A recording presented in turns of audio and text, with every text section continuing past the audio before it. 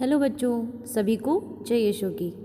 बच्चों, पिछले क्लास में हमने जाना कि कैसे मानव अपना ईश्वरीय जीवन ईश्वर की आज्ञा ना मानने के कारण खो देता है और पाप में गिर जाता है।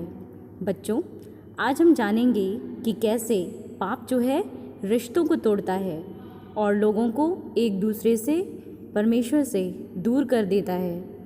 तो आज का हमारा पार्ट 3 यही है, पाप रिश्तों को तोड़ता है। इस चैप्टर में हम लोग जानेंगे कैसे आदि माता पिता का सुखी जीवन अशांति में बदल जाता है। तो मैं इसको पढ़ते हुए जाऊंगी और साथ में एक्सप्लेनेशन भी बताते हुए जाऊंगी, तो उसको अच्छे से रीड करिएगा, ठीक है। पाप करने के बाद आदम और हेवा के जीवन में अशांति, अस्वस्थताएं प्रारंभ हुई। वे एक दूसरे को दोषी ठहराने लग गए। मतलब यहाँ पे कह रहा है कि जब आदम और हेवा ने पाप किया तो उनका जो खुशी वाला जीवन था वो अशांति में चेंज हो गया और वो दोनों एक दूसरे को दोषी देने लगे कि तुमने पाप कराया। हेवा आदम को कहने लगी कि तुमने जो है मतलब क्यों बात माना, तुम्हें नहीं मानना चाहिए था, है ना। फिर प्रभु ने पूछा, क्या तुमने उस वृक्ष का फल खाया जिसको खाने से मैंने तुम्हें मना किया था? आदम ने उत्तर दिया, मेरे साथ रहने के लिए जिस स्त्री को तूने दिया उसी ने मुझे फल दिया और मैंने खाया। फिर हेवा से पूछा तो उसने सांप को दोषी ठहराया। मतलब वो लोग खुद एक्सेप्ट नहीं कर रहे थे कि उन्होंने पाप किया, वो लोग दूसरे को दोषी दे रहे थे कि उनकी वजह से हमने पाप किया। मगर जिसके वजह से भी उन्होंने पाप किया, मगर पाप तो किया ना, पाप करने की वजह से ही वो परमेश्वर से जो है दूर हो गए। फिर क्या लिखा है, पाप के कारण प्यार और आनंद का अनुभव आदि माता पिता ने खो दिया। जब वो लोग पाप किए तो क्या हो गया, उनका खुशी वाला जीवन क्या हो गया, अशांति में चेंज हो गया। घृणा और एक दूसरे से वो लोग लड़ने लगे क्योंकि उन्होंने ईश्वर को तिरस्कृत करके पाप किया। और ऐसा उन्होंने क्यों मतलब उनके बीच में अशांति क्यों होने लगा, क्योंकि उन्होंने ईश्वर की आज्ञा का पालन नहीं किया और फिर उन लोगों ने पाप को कमिट किया। उनके पाप का प्रभाव पीढ़ी दर पीढ़ी संतानों में फैल गया और इस तरीके से वो हमारे पहले आदि माता पिता थे, जिसके वजह से उनके बाद जो पीढ़ियाँ आती गईं, उनके बाद जो इंसान आए वो भी पाप करते गए और ऐसे ही पाप जो है वो पीढ़ी दर पीढ़ी अलग मतलब दूसरे लोगों में भी वो पाप होने लगा। आदम और हेवा के 2 पुत्र हुए। यहाँ कह रहा है कि आदम और हेवा के कितने पुत्र हुए? 2 पुत्र पैदा हुए। पहला था आपका काइन और दूसरा हाबिल। काइन खेती करता था और हाबिल भेड़ बकरियों का चरवाहा था। यहाँ पे कह रहा है आदम और हेवा के 2 पुत्र हुए, जिसमें से पहले वाले का नाम था काइन और दूसरा का हाबिल। काइन जो था बड़ा वाला भाई खेती करता था और छोटा भाई क्या करता था, भेड़ बकरियों को चराता था, वो उसका चरवाहा था। एक दिन काइन और हाबिल ने ईश्वर को भेंट चढ़ाई। कह रहा है कि जब जैसे हम लोग चढ़ावा देते हैं ना, उसी तरीके से काइन और हाबिल भी ईश्वर को भेंट चढ़ाने के लिए गए, ठीक है। काइन ने भूमि की उपज का कुछ अंश प्रभु को अर्पित किया।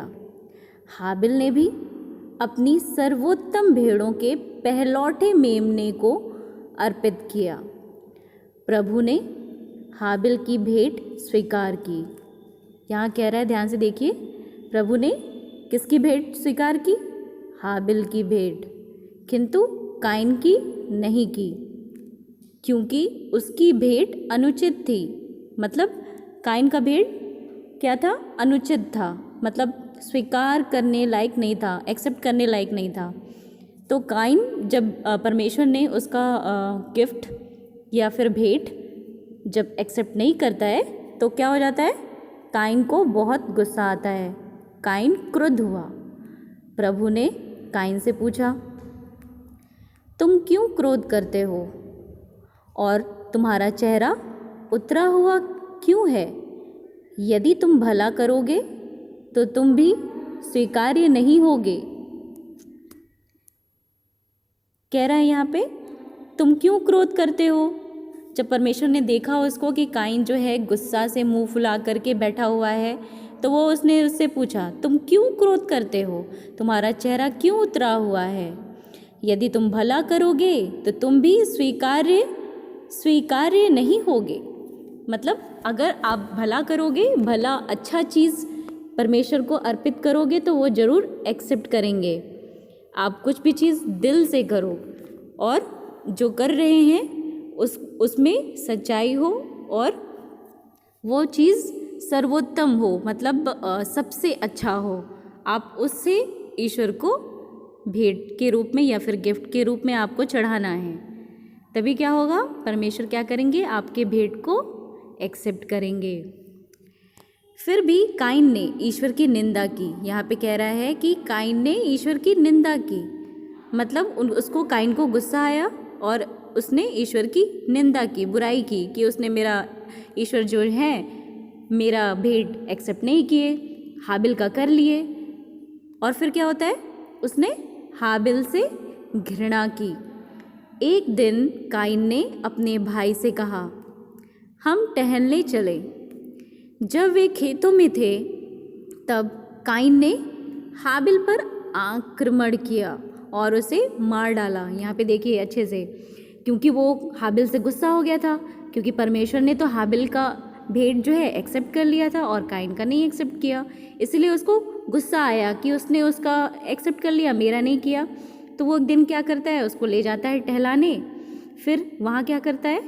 काइन हाबिल के ऊपर आक्रमण कर देता है, उसको मतलब मारने के लिए उसके ऊपर उसको मारता है, आक्रमण करता है और उसको फिर मार डालता है। फिर क्या होता है? प्रभु ने काइन से पूछा, तुम्हारा भाई हाबिल कहाँ है? काइन ने उत्तर दिया, मैं नहीं जानता। क्या मैं अपने भाई का रखवाला हूँ? जब परमेश्वर उससे पूछते हैं कि तुम्हारा छोटा भाई हाबिल कहाँ है, तो हाबिल क्या उत्तर देता है? काइन क्या उत्तर देता है? मैं नहीं जानता, मैं अपने भाई का रखवाला हूँ, मुझे क्या पता। इसी तरीके से जैसे कि बड़े भाई से छोटे भाई के बारे में पूछा जाएगा। पापा अगर पूछते हैं कि आपका छोटा भाई कहाँ है, आप गुस्सा हो छोटे भाई से तो क्या करते हो? गुस्से में रिप्लाई देते हो ना, मैं नहीं जानता वो कहाँ है, जहाँ पे भी है मैं नहीं जानता, मैं उसका रखवाला थोड़ी हूँ जो हर चीज़ के बारे में जानकारी रखूँगा। इस तरीके से रिप्लाई देते हैं ना आप लोग गुस्से में। उसी तरीके से काइन भी रिप्लाई देता है परमेश्वर को कि मैं नहीं जानता, क्या मैं अपने भाई का रखवाला हूँ? इस प्रकार पाप करके काइन अपने भाई का तिरस्कार भी किया। काइन प्रभु के पास से चला गया और आदन के पूर्व में नोद देश में रहने लगा। यहाँ पे कह रहा है काइन जो है परमेश्वर के पास से चला जाता है और कहाँ रहने लग जाता है? आदन के पूर्व में नोद देश में रहने लगता है। ईश्वर से दूर होने वाला मनुष्य अपने भाई बहनों से दूर होता है, वह अपने आप से नफरत भी करने लगता है। यहाँ पे देखिए लिखा हुआ है, जो लोग या फिर जो मनुष्य अपने भाई बहन से दूर होते हैं, मतलब जो अपने भाई बहनों से गुस्सा करते हैं, उन लोगों से बात नहीं करते हैं, उन लोगों से घृणा करते हैं, ठीक है, वह अपने आप से भी नफरत करने लगता है ना। तो वो लोग क्या हो जाते हैं? ईश्वर से दूर हो जाते हैं। फिर क्या लिखा है? आदम और हेवा के और भी पुत्र पुत्रियां हुई। मतलब आदम के सबसे पहले 2 बेटे हुए, काइन और हाबिल, फिर उसके बाद में उनके बाद भी बहुत सारे पुत्र पुत्रियां हुए, उनके भी सिस्टर्स ब्रदर्स हुए। उनकी संतान परंपरा से मानव जाति की संख्या पृथ्वी पर बहुत अधिक बढ़ गई। उन्होंने ईश्वर की निंदा करते हुए पाप किया। ठीक है। फिर प्रभु को इस बात का खेद हुआ कि उसने पृथ्वी पर मनुष्य को बनाया, इसलिए वह बहुत दुखी हुआ। यहाँ पे लिखा है प्रभु को इस बात का खेद हुआ कि उसने पृथ्वी पर मनुष्य को बनाया था, इसलिए वह बहुत दुखी था। ये आपका लिखा हुआ है उत्पत्ति ग्रंथ के अध्याय 6 पद संख्या 6 में। यहाँ पे कह रहे हैं प्रभु कि मतलब जब मैंने लिखा हुआ है उत्पत्ति में कि प्रभु को इस बात का खेद हुआ कि उसने पृथ्वी पर मनुष्य को बनाया था, इसलिए वह बहुत दुखी हुआ।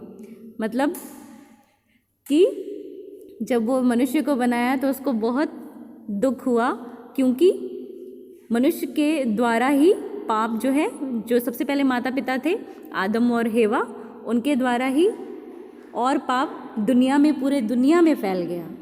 इसलिए परमेश्वर जो है दुखी हो जाते हैं कि ये मैंने क्या कर दिया। क्या हम पाप करके ईश्वर का दिल दुखाते हैं? माता पिता की निंदा करते समय, गुरुजनों की आज्ञाओं को नहीं मानते समय, मित्रों से झगड़ते समय, अपनों से बड़ों से अनादर के साथ व्यवहार करते समय हम ईश्वर को ही दुखित करते हैं।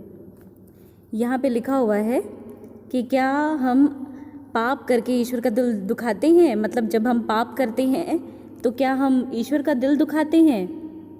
और हम कैसे दिल दुखाते हैं इसको हम जानेंगे।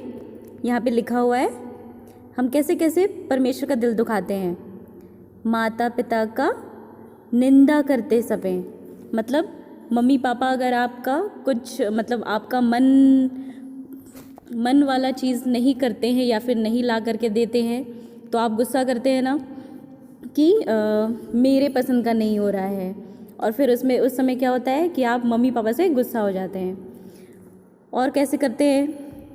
गुरुजनों की आज्ञा नहीं मानते समय, जब आपके टीचर्स आपसे कुछ कहते हैं कि ये मत करो वो मत करो, तो आप क्या करते हैं? कभी कभी टीचर्स का भी बात नहीं मानते हैं, इससे भी परमेश्वर का दिल दुखाते हैं आप लोग। फिर यहाँ लिखा है मित्रों से झगड़ते समय, मतलब अपने दोस्तों से लड़ाई करते समय भी आप ईश्वर का दिल दुखाते हैं। जब आप अपने दोस्तों से लड़ाई करते हैं, बुरे शब्दों का यूज़ करते हैं, तो इससे क्या होता है? आप ईश्वर को नाराज़ करते हैं। अपनों से बड़ों से अनादर के साथ व्यवहार करते समय, और जब आप अपने से बड़े, मतलब आप छोटे हैं और आप अपने बड़े से गंदे तरीके से व्यवहार करते हैं या फिर उनको रिस्पेक्ट नहीं देते हैं, तब पर भी आप क्या करते हैं? ईश्वर को दुखी करते हैं, है ना। तो ये ऐसे इस तरीके से इन सभी चीज़ों से आप ईश्वर को दुखित करते हैं। ईश्वर को दुखित करना ही इंसान की सबसे बड़ी गलती है। यहाँ पे लिखा हुआ है ईश्वर को दुखित करना मनुष्य की सबसे बड़ी गलती है। ऐसी गलती ना करते हुए जीने के लिए हमें ध्यान रखना चाहिए। हम ईश्वर के पुत्र पुत्रियां हैं, यहाँ पे साफ लिखा हुआ है। हम क्या हैं? ईश्वर के पुत्र पुत्रियां हैं, हम ईश्वर के बच्चे हैं। हमें ईश्वर को कभी भी दुखित नहीं करना चाहिए, हमें उनको कभी भी नाराज़ नहीं करना चाहिए। जैसे ऊपर मैंने बताया, माता पिता की निंदा करते समय, गुरुजनों की आज्ञा नहीं मानते समय, मित्रों से झगड़ते समय, अपने से बड़ों का अच्छे से व्यवहार ना करते समय हम क्या करते हैं? ईश्वर को दुखित करते हैं। तो हमें ये सब चीज़ें नहीं करना है, क्योंकि इनसे परमेश्वर जो है वो उनका दिल दुखता है, उनको वो नाराज़ होते हैं जब आप ये सब पाप करते हैं। तो आज से आप ये सभी पाप नहीं करेंगे, है ना? नहीं करेंगे ना? ठीक है। वो धीरे धीरे आपको कोशिश करना है कि ये सब पाप आपसे ना हो।